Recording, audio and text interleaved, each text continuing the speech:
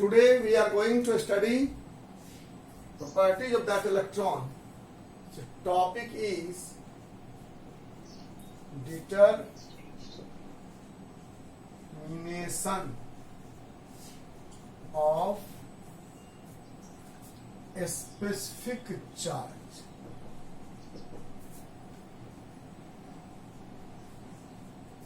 A specific charge.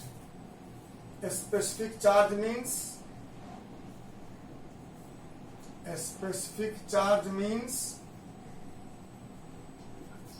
charge per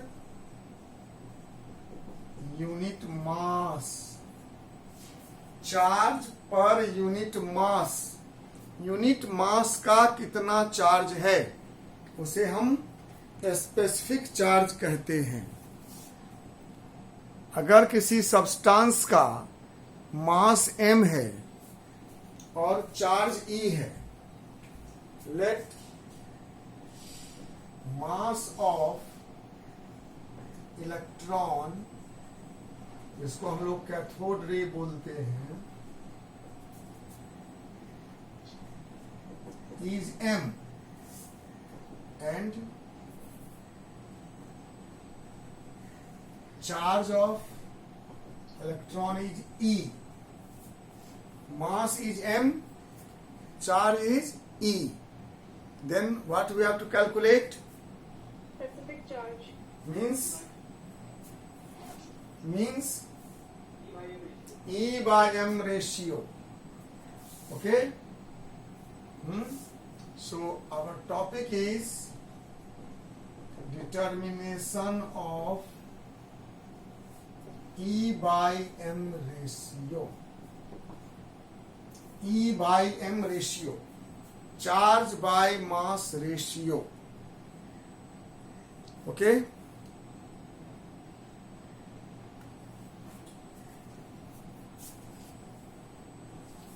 कल देखा आपने एक डिस्चार्ज ट्यूब था,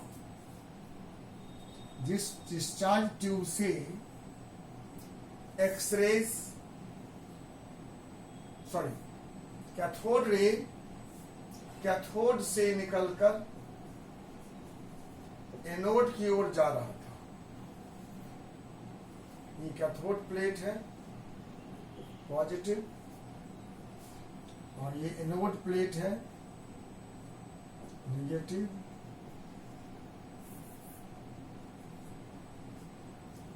इस कैथोड रे को एक ये सेमी सर्कुलर स्क्रीन है पॉइंटेड, इसमें पॉइंट 0 से इधर 1 2 3 लिखा हुआ है। ठीक है, लेफ्ट भी और दोनों तरफ, ऊपर भी और नीचे भी। हम वही सेम प्रेशर 0.01 mm और वोल्टेज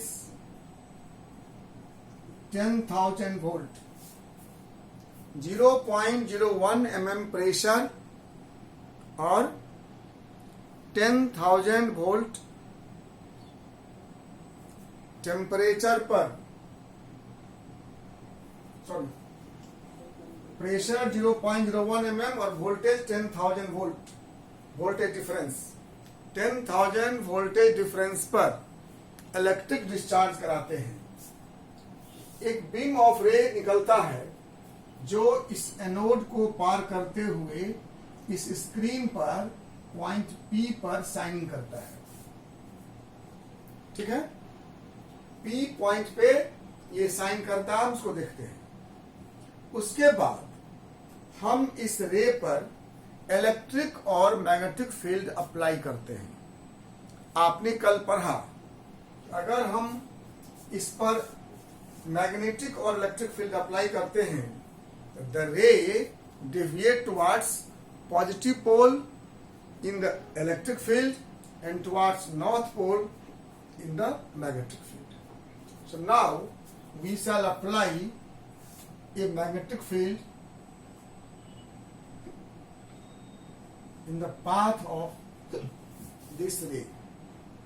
इस रे के पाथ में हम लगाते हैं magnetic field of strength H।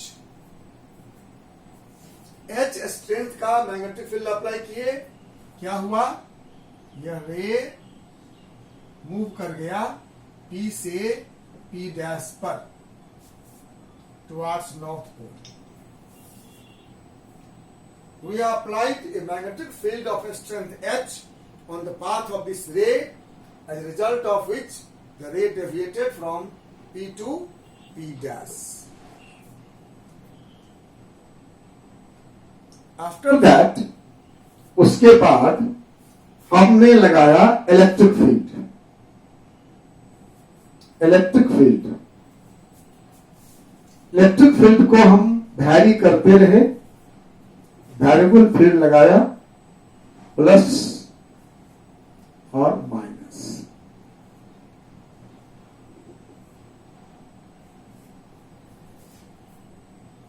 तो क्या होगा, the ray will deviate towards positive पोल।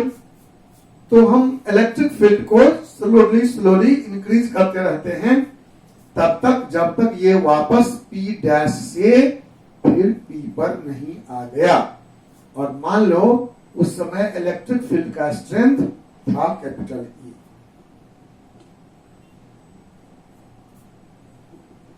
बस एक्सपेरिमेंट समाप्त। हम एक्सपेरिमेंट में इतना ही काम करते हैं। क्या करते हैं, एक बार H स्ट्रेंथ का मैग्नेटिक फील्ड अप्लाई करके हम इस रे को P से P डैश तक डेविएट करते हैं और फिर E स्ट्रेंथ का इलेक्ट्रिक फील्ड लगाकर इसको फिर वापस P डैश से P पर ले आते हैं। तो अब बताइए, शिवम जी हैं? Shivam, yes sir. आप मेरी बात को सुन रहे थे? Yes sir. बताइए, इससे क्या समझे आप? आपके दिमाग में कुछ आया ये सुनकर? इस इलेक्ट्रिक और मैग्नेटिक फील्ड के बारे में कुछ कंसेप्ट हुआ?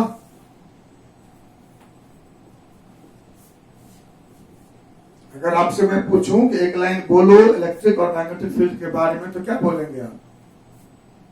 तो मैग्नेटिक फील्ड, तो 10th में पढ़े हैं कि मैग्नेटिक फील्ड साउथ से नॉर्थ की तरफ जाता है। ना वो सब बात छोड़िए, अभी तो हम इसके बारे में बात कर रहे हैं। अभी इन दोनों के बारे में बताइए।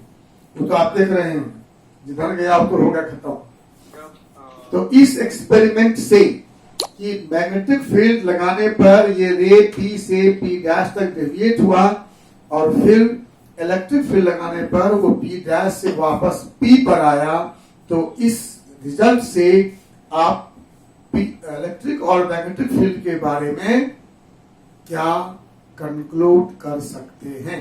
कोई भी आदमी बोल सकता है। The cathode rays get reflected in magnetic and electrical. वो तो मालूम है पहले से।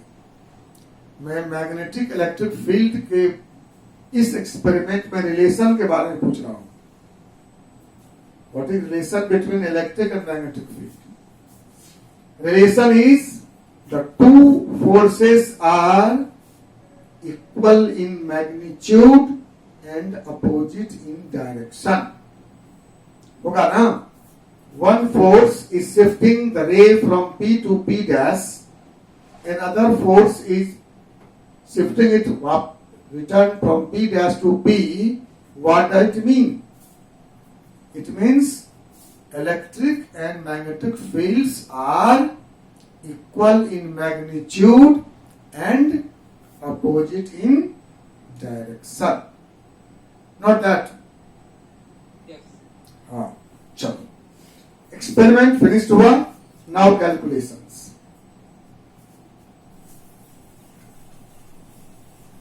एक्सपेरिमेंट में इतना ही है बस।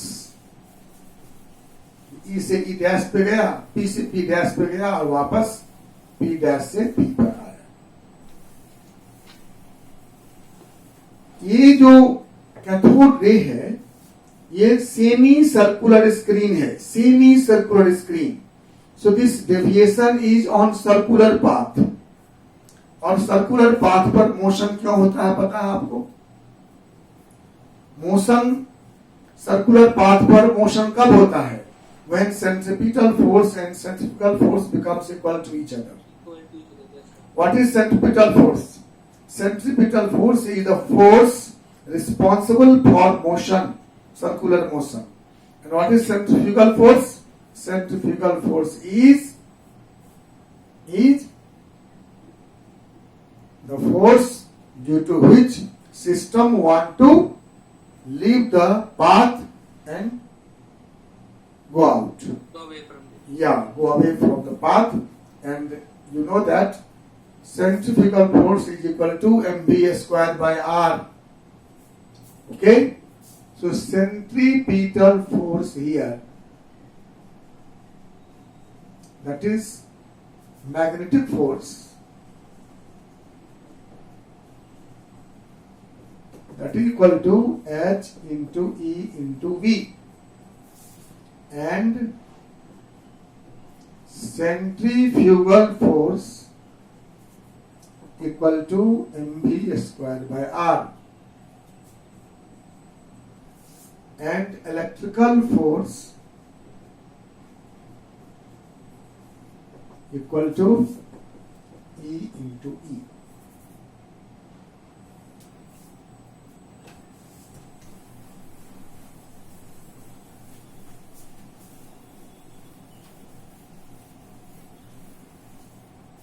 Okay?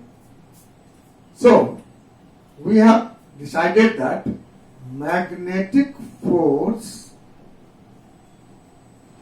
equal to electrical force. So, HE into V equal to E into E. So, E is cancelled, V equal to E by H. Equation number 1. V equal to E by H. Equation number 1. And you also know that centripetal force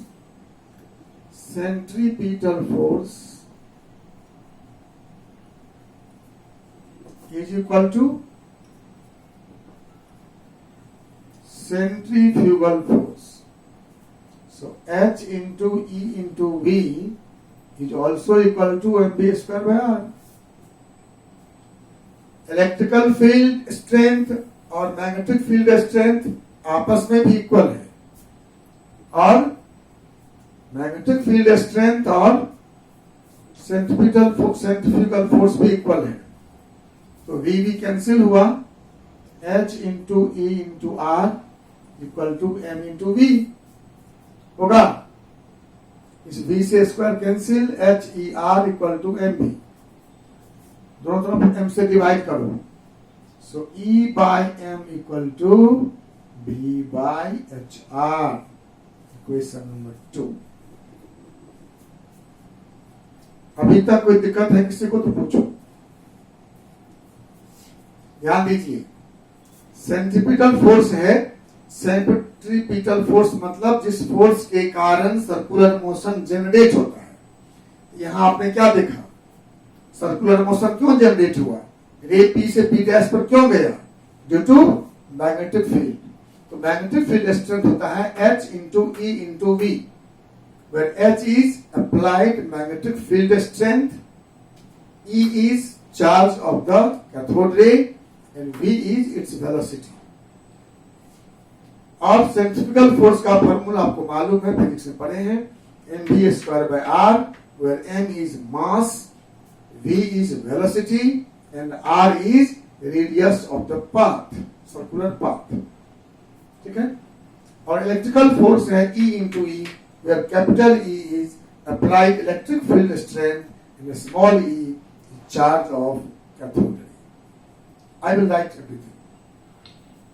Okay? So हमने equate किया पहले कि हमारा जो magnetic force है वह electrical force के equal in magnitude, opposite in direction. Equal in magnitude है, H E V equal to E into E. E cancel हो गया.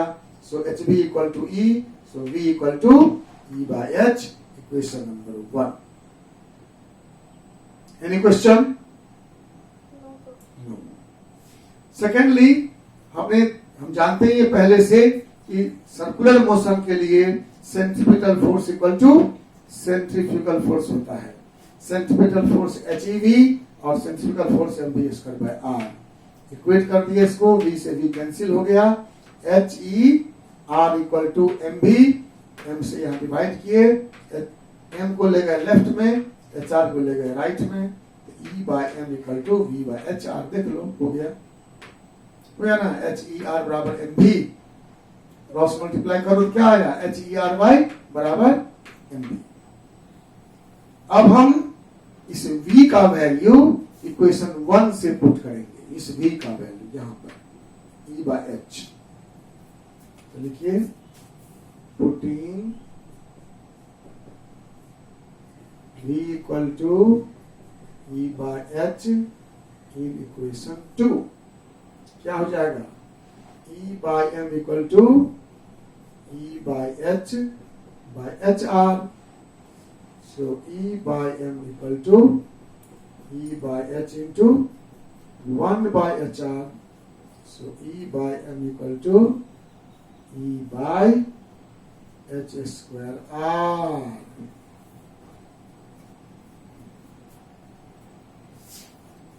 यही फॉर्मूला डिराइव किया जे थॉमसन ने. स्मॉल E बाय M, यही निकालना हम लोग को ना. E बाय M हमें ना E निकालना है ना M निकालना है. हम E और M निकाल के डिवाइड नहीं करते हैं, हम यही निकालते हैं. थॉमसन ने यही निकाला था, E by M. You can repeat this experiment. अगर आपके पास वो थॉमसन का ट्यूब मिल जाए तो आप इसको कर सकते हो. अब यहाँ पर क्या सब है, E क्या है, इलेक्ट्रिक फील्ड स्ट्रेंथ. हमने इलेक्ट्रिक फील्ड अप्लाई किया है, हमको E का वैल्यू मालूम है. H क्या है, अप्लाइड मैग्नेटिक फील्ड स्ट्रेंथ. हमने अप्लाई किया है, H का वैल्यू हमको मालूम है. R क्या है, रेडियस ऑफ द स्केल. हमने स्केल लिया है, हम उसका रेडियस पहले से मालूम रहता है. मतलब हम जब कभी एक इंस्ट्रूमेंट खरीदते हैं तो उस पर R का वैल्यू लिखा होता है. Any question?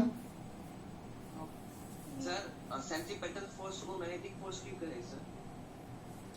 किसने ले गया उस रे को? वो रे क्यों गया P से P डैश पर? कौन ले गया उसको? मैग्नेटिक फोर्स ने कहा. तो फिर सेंट्रीपिटल फोर्स वही है ना, which is responsible for circular motion. और बोलिए, बोलते रहो, कोई बात नहीं है, जो भी मन में आए बोलो.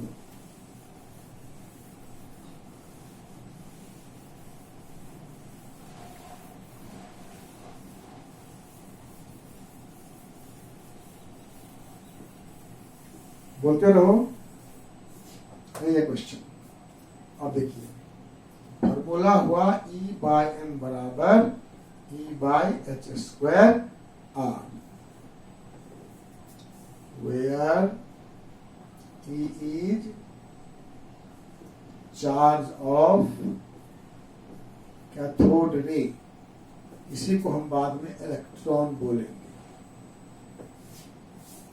M is mass of cathode ray. Capital E applied electrical field strength. H applied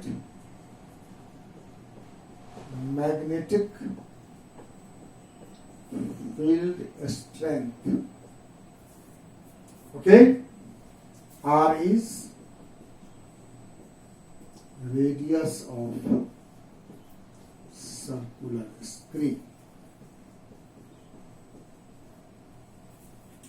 So putting the value of E, H and R, E by M can be calculated, and it has been calculated to be, I hope, 1.76 10 power 8 coulomb पर ग्राम।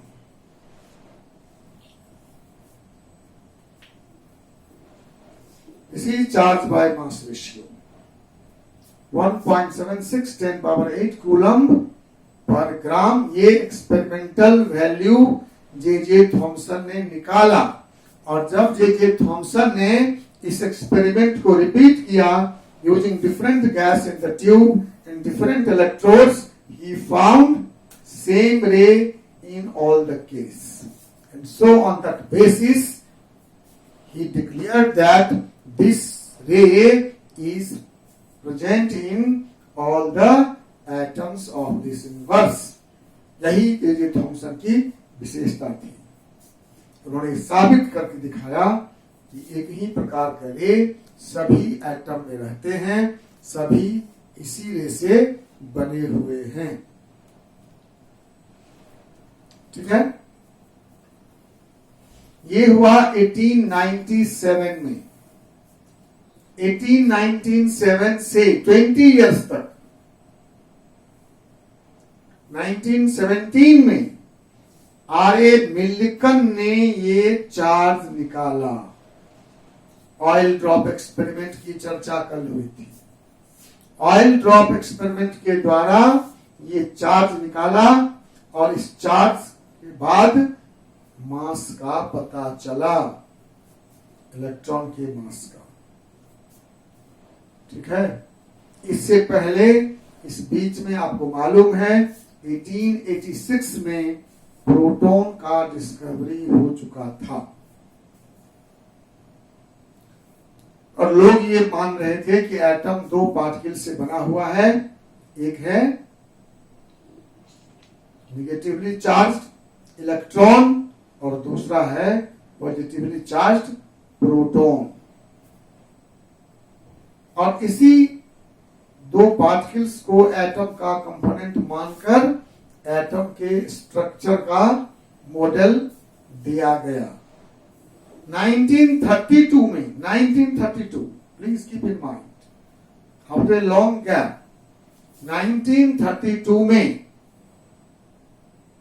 James Chadwick ने एक neutral particle को discover किया, और तब ये कहा गया, इसका मतलब एटम में दो नहीं 3 पार्टिकल होते हैं।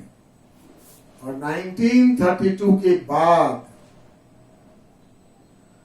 अभी तक और 37 सब एटॉमिक पार्टिकल्स